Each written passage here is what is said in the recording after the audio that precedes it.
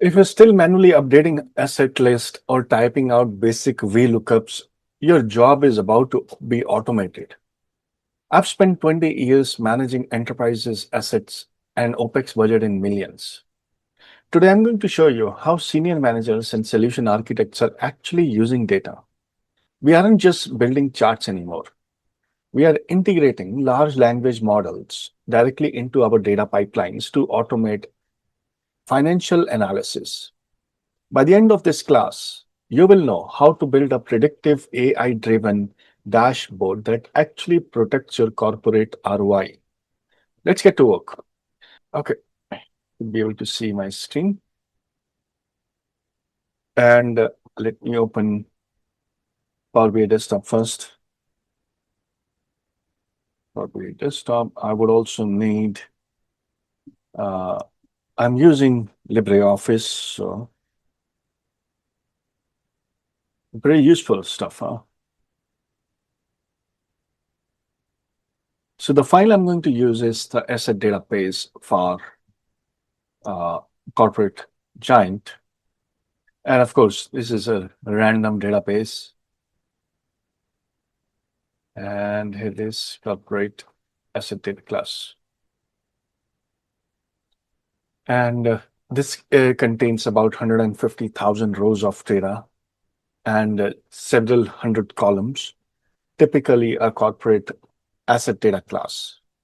So that's the reality of a hardware asset management. You're dealing with 100,000 of endpoints, choke points.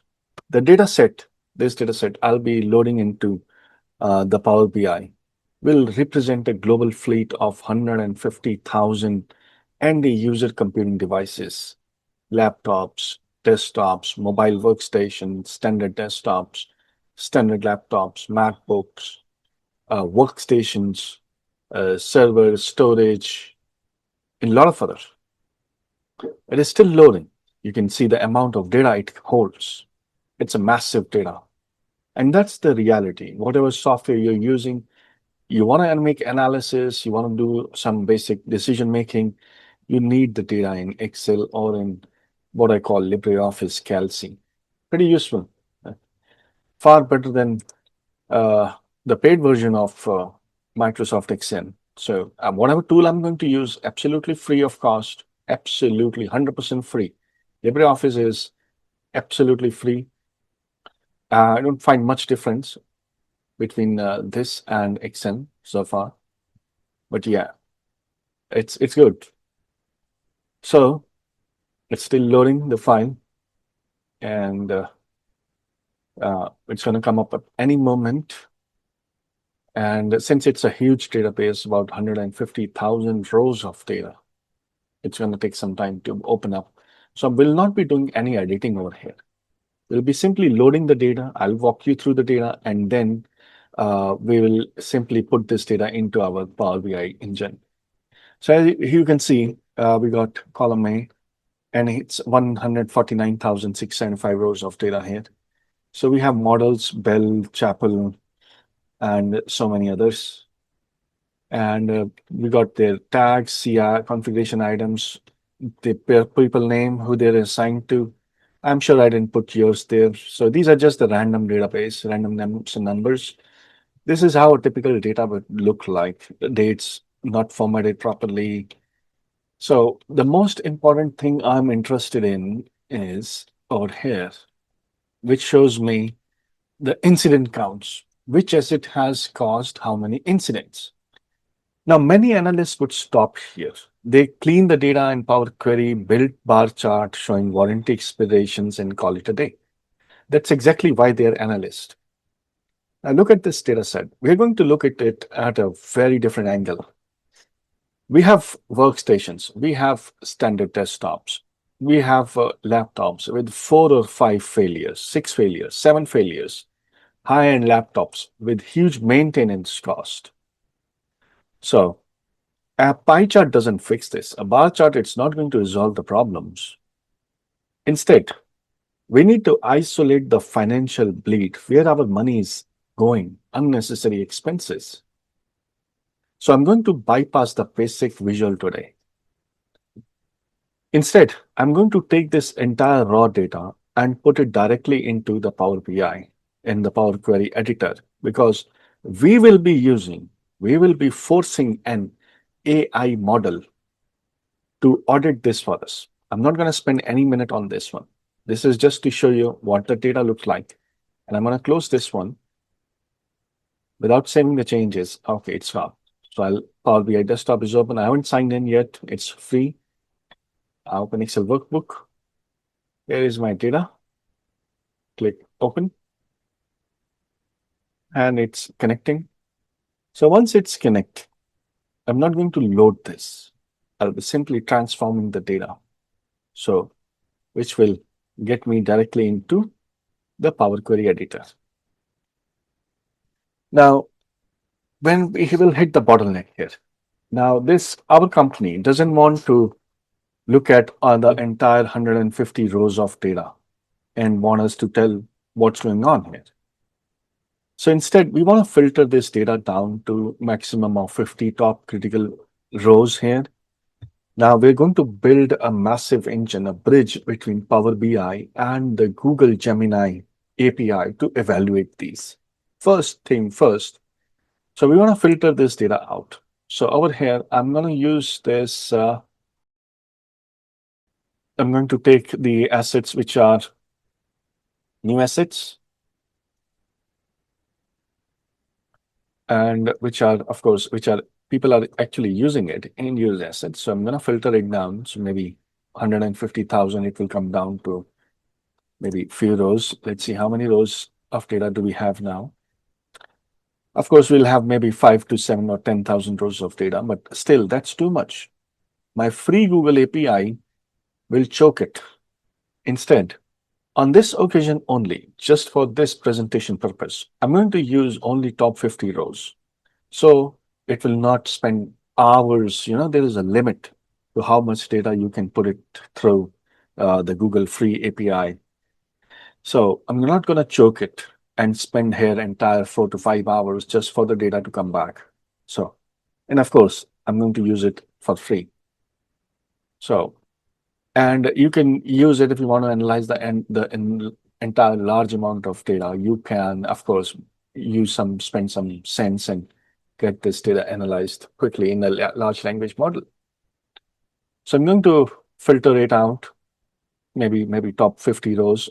It got maybe 25,000 rows of data. Wow, that's too much. So we're not going to use this one. Instead, I will keep top rows. And I'm going to keep top 50 rows. Now we have only 50 rows of data here.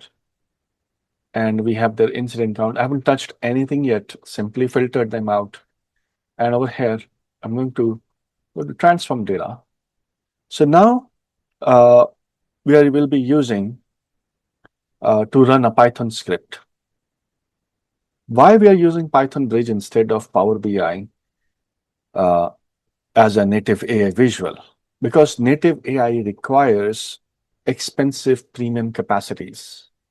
This custom script will allow us to use Google Enterprise Gemini model for fraction of a cent. I'm going to use it for free. So we are architecting for maximum ROI, just a sample.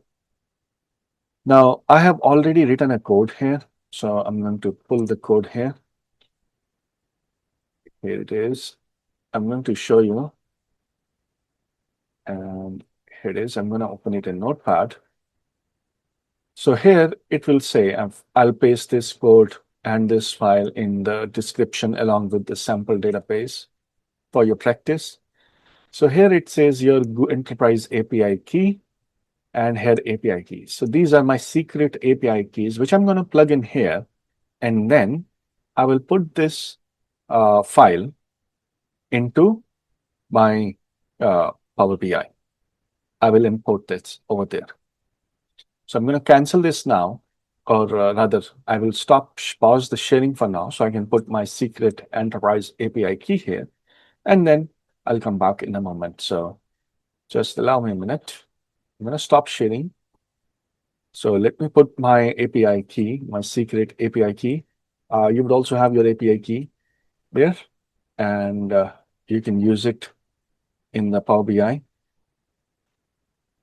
So should be able to see that. Now I'm going to put this it's in my D drive rather than C drive. So import OS script, and I'm going to put it here, import this Python script, and it will take some time to pull the data here. And then it will execute the file. And it says now information is required about data privacy. Of course, I'm going to hit continue. And I'm going to ignore this for now, but of course, you can put that public information, private information. I will ignore it for now. I won't get into all this.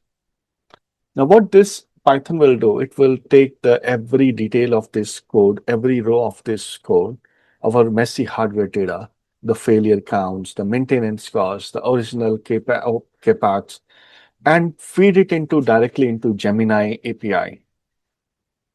It isn't just running the basic if and then. It is performing contextual financial analysis on the unstructured data to determine if a machine is an active OPEX train. Now, we have executed that payload, and the API has almost completed the process handshake, and we will look at the results. And we are back here. Now, the AI has finished processing the matrix. Now, let's expand the data here. And let's look at the output. Over here, we have two additional columns here. So Power BI generated two new columns of executive level intelligence. I'm going to click OK. The AI is not just flagging these rows. So they are giving us human level executive decision on every single asset. You will see in a moment here when it will load. Of course, these, there we go. And I'm going to scroll to the right here. Should be here. Here we have active, no action, replace, and here we have monitor and refurbish. Look at these statements. Asset is performing at optimal capacity here. Bell Incorporation, Bell 14 Pro has registered 6 critical failures in 12 months with YTD maintenance reaching $0. Look at this explanation, ongoing repair, decommission to stabilize operational ROI. What does it say about monitor? Here we have monitor and refurbished. Asset shows 3 recent incidents. Current maintenance $0 is within acceptable corporate threshold, but the unit requires active monitoring for upcoming end-of-life replacement cycle. We just automated the entire asset auditing process. What I'm going to do is I'm going to click on close and apply. So it's started to load the data, syncing schema, sheet 1, and it's going to come back here.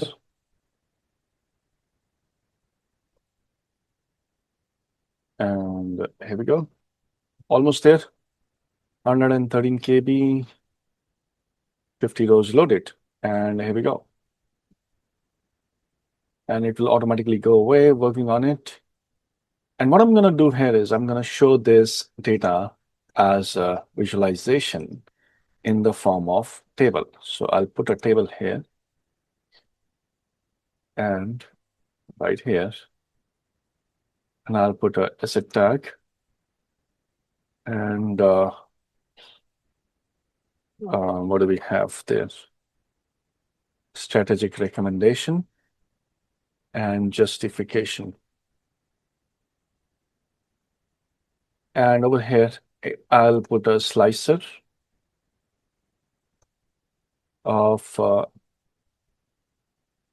strategic recommendation. And this should work.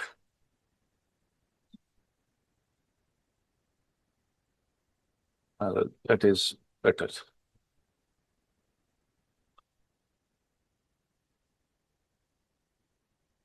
And I'm going to change it to this one. So we have a strategic recommendation. We have the asset data class in the form of a table. And if I want to see monitor and refurbished, what does it say? And we have one of those. Replace immediately. We got 3 of those, and no action. We got several of those. So this is actionable intelligence, what we call. This is how you use AI. I want to collapse this. To optimize a global OpEx budget. You aren't just reporting history, you're architecting solutions. If you were to deploy this exact system for your own organization tomorrow, you don't need to write the Python scripts from scratch. I have packaged the complete Power BI template and an anonymized dummies data set so you can follow along, and the Gemini API Python bridge into a single download. The link to this is available in description. Plug in your API key. All you need is just go to Google Studio, AI Studio, get your API key, plug it in, connect the test data, and present it at your next management review. And if your enterprise is struggling to implement AI into your legacy hardware or data workflows, my consulting contact is below. Stop updating the spreadsheets and start automating your strategy. See you in the next one. Good luck.